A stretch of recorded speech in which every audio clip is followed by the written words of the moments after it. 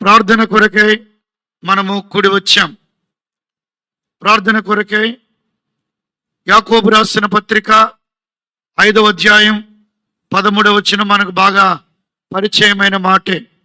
మీలో ఎవనికైనను శ్రమ సంభవించినా అతడు ప్రార్థన చేయవలెను. ప్రార్థన ఎప్పుడు వస్తుంది అనంటే శ్రమలో వస్తుంది. కాబట్టి ఎప్పుడైతే మనము ఇరుకులో ఉంటామో, ఇబ్బందికరమైన పరిస్థితుల గుండా ఉంటామో, శోధనలో ఉంటామో, సాతాను యొక్క బంధకాల్లో ఉంటామో, తప్పక అది మనకు శ్రమగానే ఉంటుంది. దేవుడు మానవులను కలుగ చేసినప్పుడు ఏ శ్రమ కూడా వారికి ఇవ్వలేదు. వారిని చాలా చక్కగానే ఉంచాడు.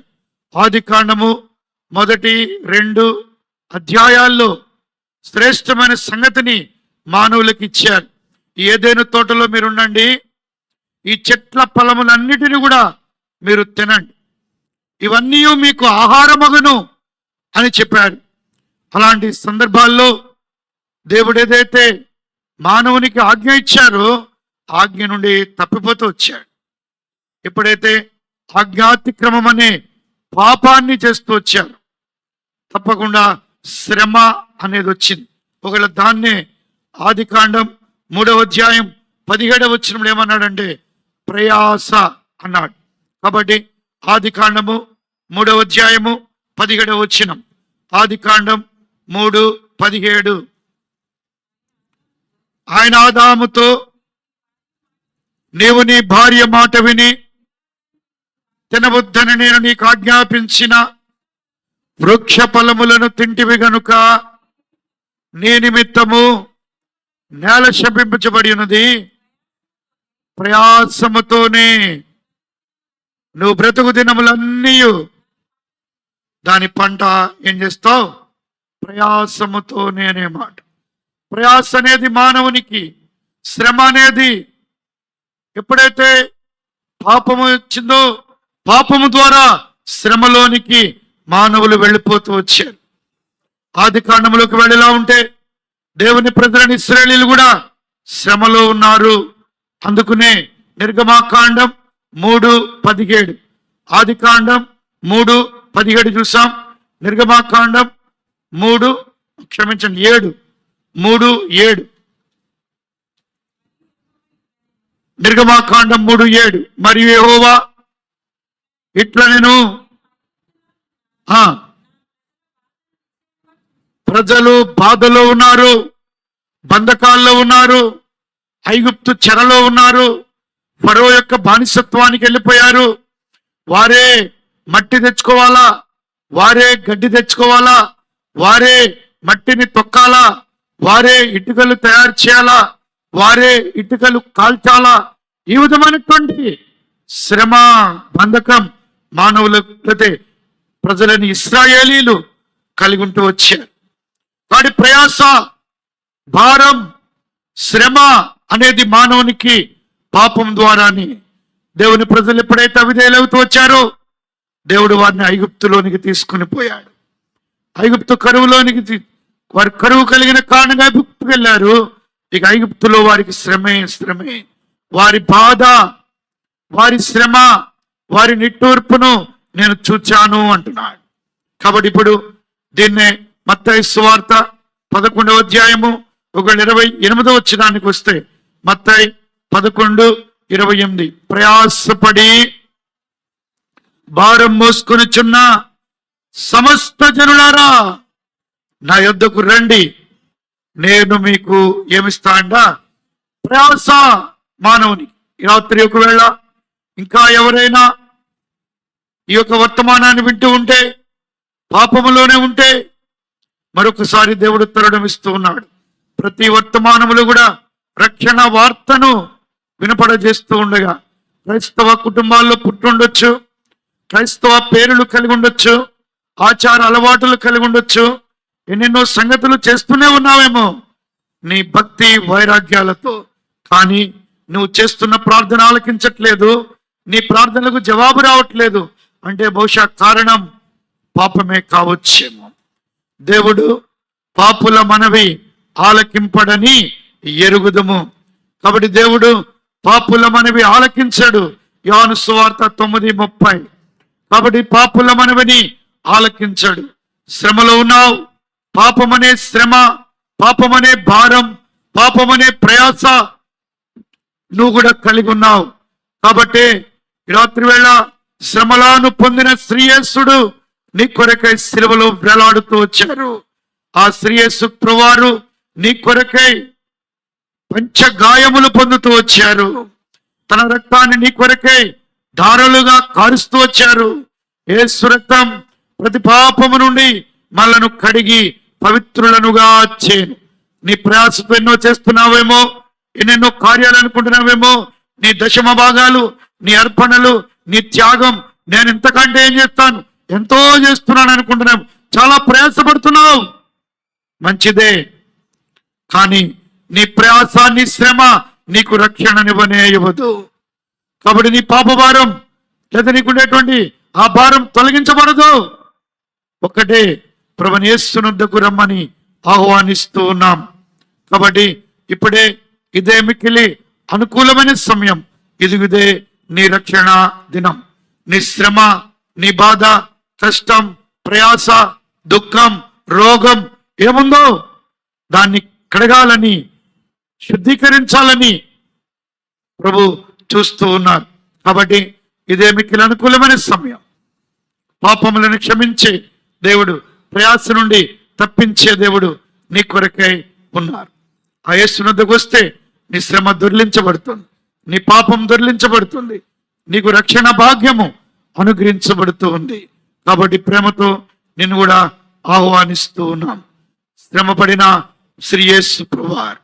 అందుకునే రాత్రి వేళ ఎవరో శ్రమ ఉందా? మీలో ఎవరికైనాను శ్రమ కలిగిన అతడు ఏం చేయాలా? ప్రార్థన చేయాలి. కాబట్టి లోకములో ఉన్నాం, మనకు శ్రమలే అని ప్రభు చెప్పారు. రండి, యోహాను సువార్త 16:33. యోహాను సువార్త 16:33. యోహాను సువార్త 16:33. మీలో ప్రతివాడును, యోహాను సువార్త 16:33, సమాధానము కలుగునట్లు మీ మాటలు మీతో చెప్తున్నాను. లోకములో మీకేం కలుగుతుంది? శ్రమ, శ్రమ, శ్రమ. లోకములో మనకు శ్రమలే. కాబట్టి అందుకే ఆహ్వానిస్తున్నాడు, లోకములో మీకు శ్రమలే కలుగును. ఈ శ్రమల నుండి తప్పించబడాలంటే తప్పక ప్రార్థన అవసరం. కాబట్టి శ్రమల నుండి విమోచన కొరకై ప్రార్థనను నేర్పుతూ వచ్చారు. దాన్ని యేసు ప్రభువారు కూడా అనుభవించారు. ఆయన శిలువకు ఎక్కుతున్నటువంటి ఆ రాత్రి లూకాసు సువార్త 22:41-42 వచనాలు. లూకాసు సువార్త 22:41-42 వచనాలు. లూకాసు సువార్త 22:41-42 వచనాలు. వారి యొద్ద నుండి రాతి దూరము వెళ్ళి, తండ్రి ఈ గిన్నె నా యొద్ద నుండి తొలగించుము, అయినను నా ఇష్టము కాదు. అంటే ఎంత శ్రమలో ఉన్నారు. కింద రాస్తారు, ఆయన యొక్క ప్రార్థన అంట, ఆయన చెమట నేల మీద పడుచున్న గొప్ప రక్త బిందువు వలె 44వ వచనములో. కాబట్టి అంతగా శ్రమపడ్డారు. మన కొరకై మనను దేవుని రాజ్యములో ఉంచాలని, ఈ విధమైన శ్రమల నుండి మనల్ని కూడా తప్పించాలని యేసు ప్రభువారే ప్రార్థన కూడా చేస్తూ వచ్చారు. ఆయన రాత్రి ప్రార్థించినప్పుడు గెత్సెమనే తోటలో, తండ్రి ఆయన నా చిత్తము కాదు, లేదా నా ఇష్టము కాదు, నీ ఇష్టమే, నీ చిత్తమే. ఆయన ప్రార్థిస్తుండగానే చెమట రక్త బిందువుల వలె పడిందంట. కాబట్టి రక్త బిందువుల వలె ఆయన చెమట పడుతూ వచ్చి అంతగా శ్రమ పడుతూ వచ్చారు. యేసు ప్రభువారు జీవించిన దినాల్లో మన కొరకు కూడా ప్రార్థన చేస్తూ వచ్చారు. హెబ్రీ పత్రిక 5వ అధ్యాయము 7వ వచనం. హెబ్రీలకు రాసిన పత్రిక 5:7.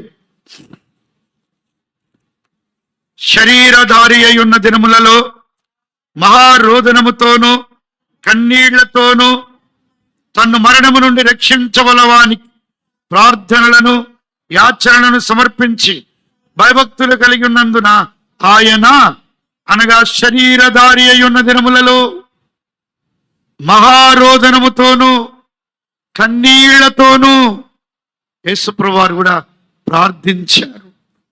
కాబట్టి అలాంటి ప్రార్థన మనము కూడా ప్రార్థించాలని దేవుని యొక్క సంపూర్ణ ఉద్దేశం.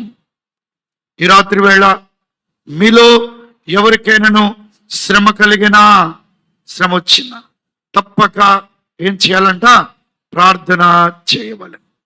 శ్రమ లోకములో ఉన్నాం, లోకములో మీకు శ్రమలే. కాబట్టి అయినా ఏం చేయండి?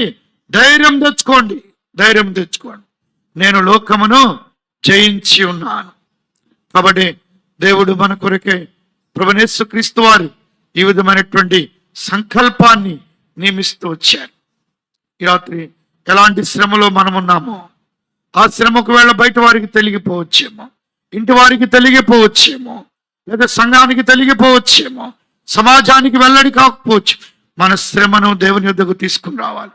శ్రమలో ప్రార్థించినప్పుడు ఆయన మన ప్రార్థనను వినేటువంటి దేవుడై ఉన్నాడు. శ్రమలో ఆయనకు మొరపెట్టినప్పుడు శ్రమ మనను తప్పిస్తుంది, శ్రమ నుండి ప్రార్థన మనలను తప్పిస్తుంది. బైబిల్లో అలా శ్రమలలో ప్రార్థించిన కొద్దిమందిని మనం కూడా జ్ఞాపకం చేసుకుందాం. శ్రమలలో ప్రార్థించిన మొదటి వ్యక్తి రండి, దావీదు కీర్తన 18:6. దావీదు కీర్తన 18:6.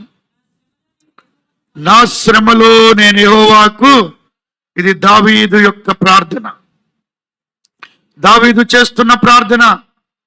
నా శ్రమలో నేను యెహోవాకు మొరపెట్టి తిని, నా దేవునికి ప్రార్థన చేసి తిని. ఆయన తన ఆలయమందు ఆయన ఆలయములో మన ప్రార్థన ఆలకిస్తాడు. నీకు శ్రమ కలిగిందా? దేవునింటికి రా, దేవునింటిలో ప్రార్థించు, దేవుని సంఘముతో కలిసి ప్రార్థించు. ఈ ప్రార్థన శ్రమల నుండి తప్పిస్తుంది. దావీదు ఇప్పుడు 18వ కీర్తన 6వ వచనంలో చెప్తున్న మాట ఏమంటే, నా శ్రమలో నేను యెహోవాకు మొర్రపెట్టి తిని, ఆయనకు ప్రార్థన చేసి తిని, తన పరిశుద్ధాలయములో నుండి. దేవుని ఆలయములో, దేవుని మందిరములో మనకు జవాబుంచబడింది. దావీదు సామాన్యమైన వాడు కాదు. ఎన్నెన్నో సంగతులు మనం అనేక సార్లు దావీదుని గురించి ఆలోచిస్తాం. అన్ని యోగ్యతలు ఉన్నాయి, గొప్ప చక్రవర్తి, ఆయన కిందే రాజులు ఉన్నారు, ఆయన కిందే సైన్యాలు ఉన్నాయి, ఆయన ఏ లోటు లేనటువంటి వాడే. బంగారము వెండి విస్తారంగా ఉంది. అయినప్పటికీ శ్రమల గుండా వెళ్ళవలసి వచ్చింది. అందుకంటాడు, నా శ్రమలో 1 కాదు 2 కాదు, దావీదుకు వచ్చిన శ్రమలు మనకందరికి పరిచయమే విశ్వాసులముగా. కాబట్టి ఎన్నోసార్లు దావీదు యొక్క శ్రమలు ధ్యానిస్తాం. అందుకని అన్ని చెప్పలేక అన్నాడు. 132వ కీర్తన 1వ వచనం, దావీదు కీర్తన 132:1. యెహోవా దావీదునకు కలిగిన బాధలన్నిటినీ అతని పక్షమున ఏం చేయి. అంతే, ఎన్నున్నాయో మరి. సౌలు తరుముతో వచ్చాడు, సొంత కుమారుడే ఎదురు తిరిగాడు, అనేక పర్యాయాలు అనేక సంగతులు వాటిల్లతో వచ్చినాయి. కొంత అన్నలే హేళన చేశారు. కాబట్టి యుద్ధానికి వెళ్ళినప్పుడు గొల్యాతును చంపక ముందు, కాబట్టి నువ్వు ఒట్టినే రాలేదు, ఎందుకు వచ్చావు ఇక్కడికి, నీకేం పని, మంద ఎక్కడ అప్పగిచ్చావు, ఇలా ఎన్నెన్నో ఎదుర్కొంటూ వచ్చాడు. కానీ దావీదు వీటన్నిటిని అరణ్యాల వెంబడి తిరిగాడు, తరమబడ్డాడు, నిద్రాహారాలు లేవు, అన్నపానములే కరువైపోయినాయి, కన్నీరే తనకు అన్నపానములైని. రాత్రివేళ ఇంటి మీద ఒంటిగానున్న పిచ్చుకోవలే ఉన్నాను, బలిపీఠమునొద్ద ఆ కొమ్ములో పట్టుకున్నాను, కాబట్టి వాన కోవిల వలె ఉన్నాను. ఇలాంటి సంగతులు ఎన్నో. 84వ కీర్తనలు కూడా దావీదు ఇముడుస్తూ వచ్చాడు. అలాంటి జీవితం ఎన్నెన్నో పరిస్థితులు. మందను మేపుకుంటున్నప్పుడే ఎలుగుబంటి వచ్చింది, సింహం వచ్చింది చీల్చేయాలని. వాటి నుండి తప్పించబడ్డాడు. ఇలాంటి పరిస్థితుల గుండా దావీదు వెళుతూనే వచ్చాడు. కానీ అన్నమాట, యెహోవా దావీదునకు కలిగిన బాధలు, నా శ్రమలో నేను యెహోవాకు మొర్రపెట్టి తిని. 120వ కీర్తన మొదటి వచనం కూడా, దావీదు కీర్తన 120 మొదటి వచనం. నా శ్రమలో నేను యెహోవాకు, ఇది దావీదు యొక్క అనుభవం. మీలో ఎవరికైనాను శ్రమ సంభవించినా, శ్రమ కలిగినా అతడు ఏం చేయాలా? ప్రార్థన చేయవలెను. శ్రమ ఉంటేనే ప్రార్థన వస్తుంది. శ్రమ లేకపోతే ప్రార్థన కూడా మనం అంత భారం కూడా ఉండదు మనకి. కాబట్టి శ్రమలు కూడా మనలో ఉంచాడు, మన కొరకు జోడించి ఉంచాడు. సుఖ దుఃఖాలు ఉంచాడంట. కాబట్టి సంతోష బాధలు కూడా ఉంచాడంట. కాబట్టి శ్రమలో మొర్రపెట్టిన మొదటి వ్యక్తి ఒకవేళ ఎన్నో. కాబట్టి అన్ని కూడా దావీదునకు కలిగిన బాధలన్నిటినీ అతని పక్షముగా జ్ఞాపకం చేసుకో. ఇది దావీదు పెట్టిన మొర. రెండవదిగా 2వ దినవృత్తాంతాల గ్రంథం 20వ అధ్యాయము 12-13 వచనాలు మనకు బాగా పరిచయమే. 2వ దినవృత్తాంతాల గ్రంథం 20వ అధ్యాయం 12-13 వచనాలు. మా మీదికి వచ్చు ఈ గొప్ప సైన్యముతో యుద్ధము చేయుటకు మాకేం చాలదు? శక్తి చాలదు. అంటే ఎంత శ్రమలో వారున్నారో చెప్తా ఉన్నాడు. కాబట్టి ఇశ్రాయేలీలు ఐగుప్తులో నుండి వచ్చినప్పుడు అమ్మోనీయులు, మోయాబీలు, శెయీరు మన్యవాసులు ఏం చేయలేదంట? యుద్ధము చేయలేదు. కాబట్టి అలాంటి సంగతుల మధ్య వారు ఉన్నప్పుడు ఎంత ఇరకాటంలో, చిక్కులో, ఇరుకులో వారున్నారు. కాబట్టి అందుకే అంటున్నాడు ఏమని, మాకెట్టు కూడా ఏం చాలదు? శక్తి చాలదు.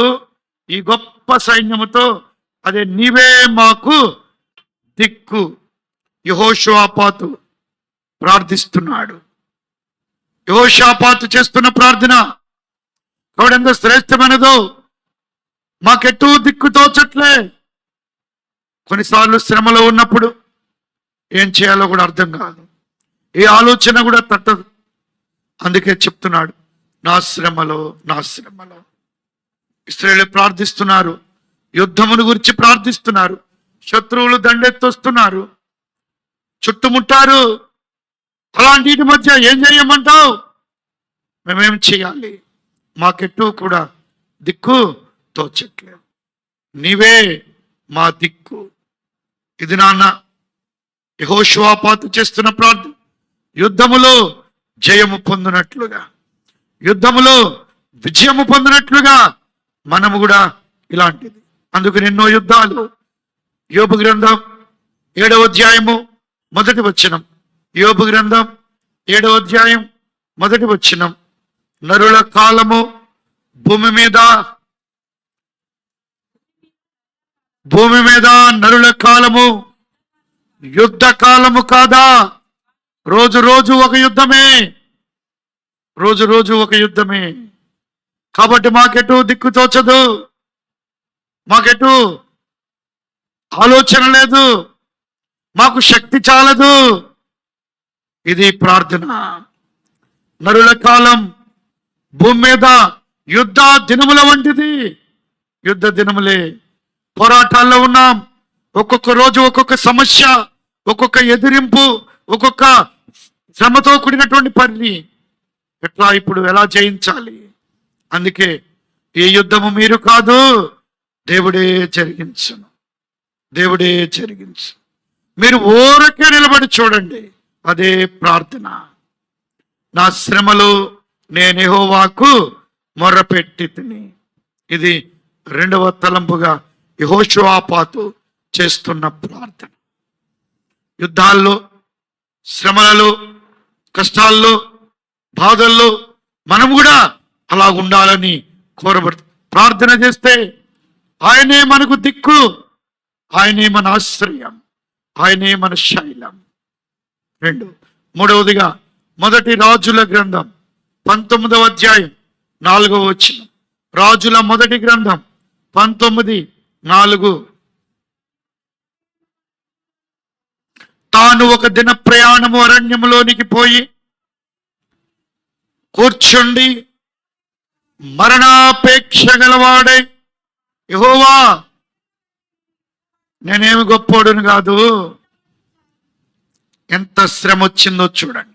ముందు అధ్యాయంలో చూస్తే బయలు ప్రవక్తలతో ఛాలెంజ్ చేస్తూ వచ్చాడు. యెహోవాయే దేవుడు అని కేకలు పెట్టించాడు.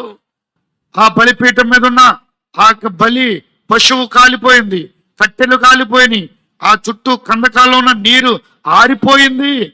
అంత చేశాడు. బయలు ప్రవక్తలు కూడా గడగడ వణికారు. కానీ ఇప్పుడు శ్రమలో ఉన్నాడు, భయభీతుల మధ్య ఉన్నాడు, తరమబడుతున్న స్థితికి వచ్చాడు. యెజెబెల్ అంది, రేపు ఈ సమయానికి నిన్ను కూడా వారిలో ఒకరి వంటి వాడిగా చేస్తా. ఎప్పుడైతే అంటూ వచ్చిందో అన్నాడు, నా పితరుల కంటే నేనేమి గొప్పవాడిని కాదు. శ్రమలో ఉన్నాడు. ఒక్క దిన ప్రయాణం వచ్చేశాడు. బదరీ వృక్షం కింద కూర్చున్నాడు. ఇటుక చావే మంచిదనుకున్నాడు. ఇప్పుడు అంటున్నాడు, ఇంత మట్టుకు చాలు. నిరాశ, నిస్పృహ, కృంగుదల, ఎన్నెన్నో శోధనలు, అనారోగ్యమా, బాధ, వేదన, ఇకింత చాలయ్యా, ఈ చాలు ఈ క్రైస్తవ జీవితం అనుకున్నట్టుగా అయిపోయావేమో, ఇక చాలు ఈ భక్తి అన్నట్టుగా అయిపోయావేమో, ఇక చాలు ఈ ప్రార్థనలు అన్నట్టుగా నిరాశలో ఉన్నావేమో. శ్రమలో యెహోవాకు మొర్రపెట్టుట. దేవుడు బలపరచువాడు. నిన్ను బలపరిచే దేవుడు, నిన్ను ధైర్యపరిచేటువంటి దేవుడు, మరణము నుండి తప్పించే దేవుడు, నీ పక్షంగా ఉండేటువంటి దేవుడు. ఏలియాను వదిలిపెట్టలేదు. కాబట్టి వెంటనే దూత వచ్చింది, తట్టింది, లేపింది. ఇదిగో భోజనం చేయి, భోంచేయి. నీళ్ళ బుట్ట తీసుకొచ్చింది, నీళ్ళు కూడా తాగి మళ్ళీ పడుకున్నాడు. మళ్ళీ లేపింది, మళ్ళీ తిను. నీకెట్లాంటిదండి? శక్తికి మించిన ప్రయాణం, శ్రమ. కాబట్టి ఇప్పుడు ఎన్నెన్నో సంగతుల్లో ఆత్మీయ జీవితంలో ఆగిపోయావేమో, ఇంకా బైబిల్ చదువుకుంటలేదేమో, ఇంకా ప్రార్థన కూడా చేసుకుంటలేదేమో, ఇక ఎవరైనా ఏదైనా చెప్పినా వదిలేయండి అన్నట్లుగా అయిపోయావేమో. నిశ్చిత ఏమో తెలియదు. కానీ శ్రమలో నువ్వు మొరపెడితే బలపరుచువాడు. యెషయా గ్రంథం 41:9-10 వచనాల్లో చెప్పారు, బూదిగంతముల నుండి నిన్ను పిలుచుకున్నవాడా, నీవు నా దాసుడవనియు నిన్ను ఉపేక్షించగా ఏర్పరచుకుంటుననియు. కాబట్టి చెప్తాను, భయపడకము, నేను నీ దేవుడను, దిగులు పడకము, నేను నిన్ను బలపరుతును, నీకు సహాయము చేయువాడను నేనే, నీకు సహాయము చేయువాడను నేనే. కాబట్టి శక్తిహీనులమైనప్పుడు, బలహీనమైపోయినప్పుడు, ఇంత మట్టుకు చాలు అనుకున్నప్పుడు ఆ శ్రమలో బలపరిచే దేవుడు ఆయనే. ఇలాంటి ప్రార్థన ఒకవేళ నువ్వు చేస్తే, యెహోవా నేను నా పితరుల వంటి వాడను కాదు, ఇంత మట్టుకు చాలు, ఎంత శ్రమ, నేను ఆ పాటి వాడనయ్యా అన్నాడు దావీదు కూడా సౌలు తరుముతుంటే. ఆ పాటి వాడిని దావీదు అంటూ సౌలు తరుముచున్నాడు, రాజు తరుముచున్నాడు. మిన్నల్లిని కదా, చచ్చిన కుక్కను కదా. ఏ స్థితి! ఇదే ప్రార్థన మనం కూడా చేయగలిగితే శ్రమలో మనలను కాపాడుకునే ధైర్యం ఇచ్చే బలపరిచే దేవుడు. నాలుగవదిగా న్యాయాధిపతుల గ్రంథం 16:28-29 వచనాలు. న్యాయాధిపతుల గ్రంథం 16:28-29 వచనాలు. ఆ గుడికి ఆధారముగానున్న 2 మధ్య స్తంభములలో పట్టుకొని నేనును ఫిలిష్తీయులను చనిపోదుముగాక అని చెప్పి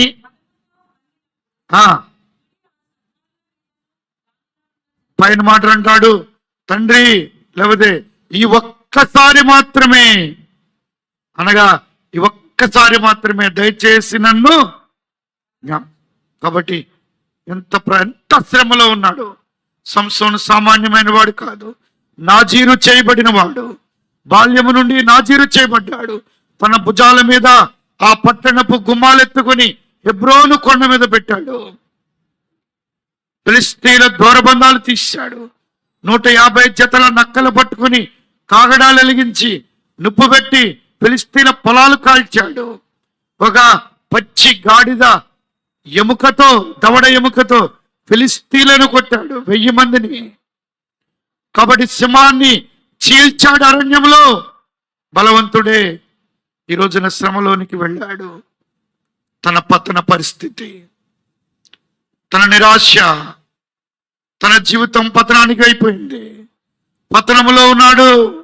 నిజమే, ఆత్మీయ జీవితంలో కొన్నిసార్లు ఎంతటి బలవంతులకైనా, ఎంతటి శ్రేష్ఠులకైనా, ఎంతటి ఉన్నతమైన వారైనా సంసోను ఇప్పుడు దిగజారిపోయినట్టు అయిపోయాడు. ఇక తనలో నుండి ఎప్పటి వలనే విరజిమ్ముకుందుననుకున్నాడు. యెహోవా అతనిని వెడబాసినని అతడు గుర్తించలేదు. ఇప్పుడు శ్రమలోకి వచ్చాడు. అతని 2 కళ్ళు పీకేశారు, గుడిలో అటు ఇటు కట్టేశారు. ఇంత బలవంతుడి చుట్టూ తిరుగుతూ హేళన చేస్తున్నారు. ఇప్పుడు రా, ఇప్పుడు చెయ్యి అన్నట్టుగా శ్రమ, అన్యులు చేస్తున్న హేళన, అన్యజనులు ఎలా రేగి ఉన్నారు. కారణం మనమే కావచ్చు, పాపమే కావచ్చు. ఆత్మీయ జీవితంలో ఇప్పుడు సంసోన్ ఇక తన స్థితి అంతా దేవుని దగ్గర శ్రమంతటిని తీసుకొచ్చాడు. తన బాధ, కళ్ళు లేవు, గానుగ విసురువాడైపోయాడు. ఒక ఎద్దుతో తిప్పినట్లుగా గానుగను తిప్పిస్తున్నారు ఈ మనిషితో. ఎంతటి శ్రమ! సంకెళ్ళేసి కట్టేశారు. ఇప్పుడు అంటున్నాడు, శ్రమలో మొరబెడుతున్నాడు, ఈ ఒక్కసారి మాత్రమే నీ దాసు నేను చేయి, జ్ఞాపకం చేసుకో. మనవి విను. శ్రమలో దేవుడు విన్నాడు. తిరిగి తనకు అదే బలం ఇచ్చాడు. మొదటి బలం ఇచ్చాడు, మొదటి శక్తి ఇచ్చాడు, మొదటిదే మళ్ళీ ఇచ్చాడు. వెంటనే ఒక్కసారిగా ఆ 2 స్తంభాలు గుంజాడు. దాని కింద ఫిలిష్తీయులతో చచ్చిపోయాడు, చంపేశాడు. భాగమేమంటే శ్రమలో సంసోను మొరపెట్టు. దేవుడు తిరిగి తన ఆత్మనిచ్చాడు. దేవుడు తిరిగి తన ఆత్మను కుమ్మరించాడు. తన ఆత్మను ఎడబాయలేదు, తన ఆత్మ విడిచిపోలేదు. దేవుని పిల్లలముగా ఆత్మీయ జీవితంలో కొన్నిసార్లు మనలో నుండి దేవుని ఆత్మ వెళ్ళిపోయింది, వెళ్ళించి లేదనుకున్న స్థితిలో ఎప్పుడైతే మనము శ్రమలో మొరబెడతామో తిరిగి ఆత్మనిచ్చి నడిపించే దేవుడు, ఆత్మలో బలపరుచుకునే దేవుడు, ఆత్మలో శక్తినిచ్చే దేవుడు, సమృద్ధి జీవమునిచ్చే దేవుడు. సంసోను శ్రమలో మొరపెట్టి తిరిగి ఆత్మ వచ్చింది, బలపరిచింది, శక్తినిచ్చింది. తన ప్రార్థన ఆలకించబడింది. ఈ రాత్రి ఇలాంటి ప్రార్థన మనం కూడా చేస్తే శ్రేష్టమైన సంగతి. అంతేకాదు, ఇంకొకరిని చూద్దాం, టైం లేదు, అయిపోతుంది. ఇంకా అనేక మంది ఉన్నారు, ముగిస్తాం. అపోస్తుల కార్యం 7వ అధ్యాయం 59-60 వచనాలు. అపోస్తుల కార్యం 7వ అధ్యాయము 59-60 వచనాలు.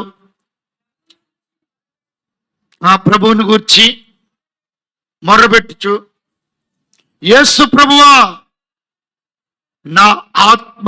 ఇది స్టెఫను శ్రమలో చేస్తున్న ప్రార్థన, ఇది స్టెఫను చేస్తున్న ప్రార్థన. కాబట్టి అనేకమైన సంగతులు ఆయనను ఆవరించి ఉన్నాయి. ఎంత శ్రమలో ఉన్నాడో చూసారా? 54వ వచనం చెప్పండి, చూడండి. అపోస్తుల కార్యం 7:54. వారి మాటలు విని కోపముతో మండిపడి అతని చూచి అంత శ్రమకు వచ్చేశారు. మనుషులు కోపంతో మండిపోతున్నారు అతను కనబడుతుంటేనే. స్టెఫను చూడగానే పళ్ళు కొరికేస్తున్నారు. ఎవరు అతని మీద జాలి పడట్లే. కాబట్టి ఇప్పుడు స్టెఫన్ను రాళ్లతో కూడా ఏం చేస్తున్నారు? కొట్టడానికి కూడా వచ్చారు. కాబట్టి పట్టణం 58 పట్టణపు వెలుపలకి అతన్ని వెళ్ళగొట్టి రాళ్ళు రువ్వి, కాబట్టి రాళ్ళు రువ్వి సాక్షులు సౌలు అని ఒక యవనస్తుని పాదముల యొద్ద పెట్టి ప్రభువును గూర్చి మొరపెట్టుచు పలుకుచుండగా వారు అతనిని, ఈ శ్రమలో ఉన్నాడు, రాళ్లతో కొట్టబడే శ్రమలో ఉన్నాడు.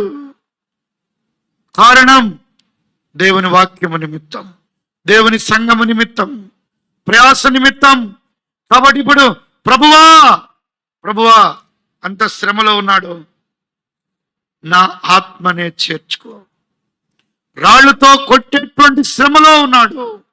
కొట్టబడుతూ కూడా ఒకటి అన్నాడు, ఈ పాపము వీరి మీద మోపవద్దు. అంత శ్రమలో కూడా ప్రభువైన యేసుక్రీస్తు వారు చేసిన శ్రేష్టమైన ప్రార్థన ఆయన కూడా ప్రార్థించగలరు. ఈరోజున సంఘము గురించి, అనేకుల గురించి మనము కూడా ప్రార్థించేది ఇదే. అందుకనే శ్రమ, స్టెఫను శ్రమ సామాన్యమైనది కాదు.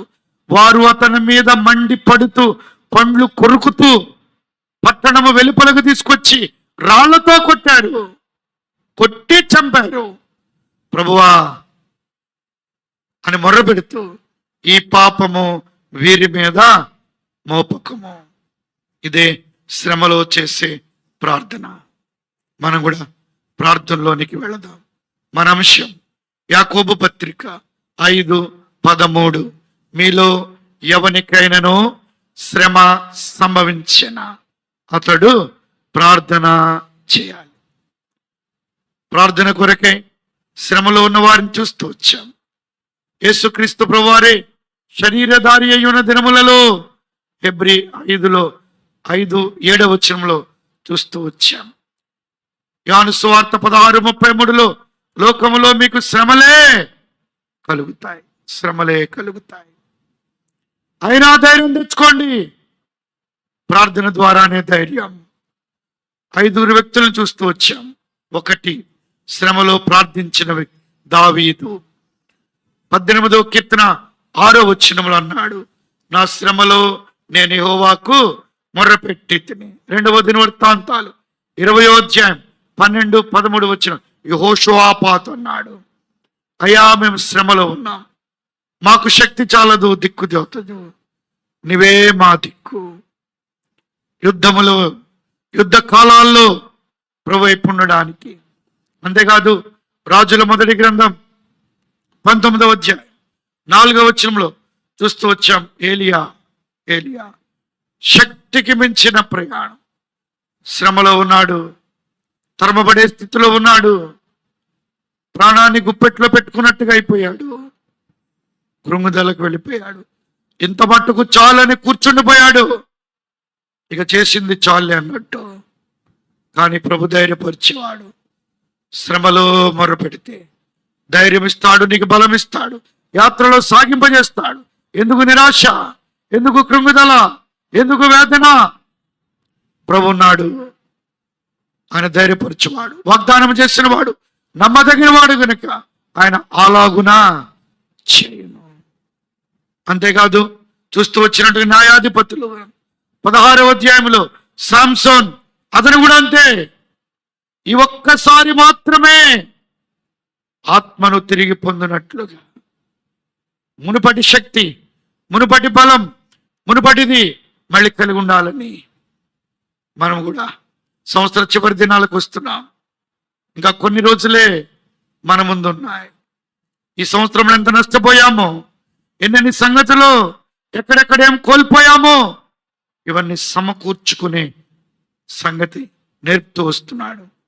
ఆఖరుదిగా అపోస్తుల కార్యం 7వ అధ్యాయం 59, 60 వచనాల్లో స్టెఫను చేస్తున్న ప్రార్థన.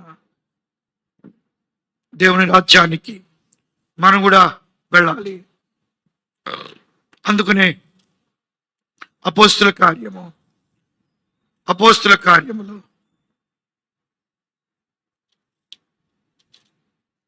మీరు అనేక శ్రమలు అనుభవించి దేవుని రాజ్యములో ప్రవేశించాలి అంట. 14:22 అపోస్తుల కార్యం 14:22 శిష్యుల మనస్సులను దృఢపరచి విశ్వాసమందు నిలకడగా ఉండవలనని అనేక శ్రమలు కూడా అనుభవించి దేవుని రాజ్యములో ప్రవేశించవలనని వారిని. కాబట్టి శ్రమలే దేవుని రాజ్యానికి మనల్ని మారుస్తాయి అన్నాడు. ప్రకటన గ్రంథం 7వ అధ్యాయంలో వీరెవరు, వీరెక్కడి నుంచి వచ్చారు? వీరు మహాశ్రమలలో నుండి వచ్చిన వారు. గొర్రెపిల్ల రక్తములో తమ వస్త్రములను ఉతుకుని వాటిని తెలుపు చేసుకున్నారు. మహాశ్రమలే మనను తెల్లగా మారుస్తాయి. ఈ శ్రమలలో ప్రభు కొరకు మనం చూచినప్పుడు అగ్ని వంటి శ్రమలు మీకు కలుగుచుండగా ఆశ్చర్యపడకండి. పేతురు రాసిన 1వ పత్రికలో నశించిపోతున్న సువర్ణము అగ్ని పరీక్ష వలన మెరుగుపడట్లేదా? అలాగే మీ విశ్వాసము. ఈ ప్రార్థనలో మనం కూడా అయ్యా, ఈ శ్రమలు, ఈ అగ్ని, ఈ శోధన, ఈ బాధ, ఈ కష్టం ఏమైనా కానీ మనం ప్రార్థిస్తే తప్పకుండా జవాబిచ్చే దేవుడు. అందుకే 91వ కీర్తన 15వ వచనం, దావీదు కీర్తన 91:15, దావీదు కీర్తన 91:15 అతడు నాకు మొర్ర పెట్టగా, మనం మొర్ర పెడితే ఉత్తరం ఇస్తాడు. శ్రమలో నేను అతనికి తోడై ఉండును. శ్రమలో తోడై ఉండే దేవుడు. ఆ దేవుని దగ్గరికి మనం కూడా వచ్చాం. ఆ దేవుని ప్రార్థించడానికి మనం కూడా వచ్చాం.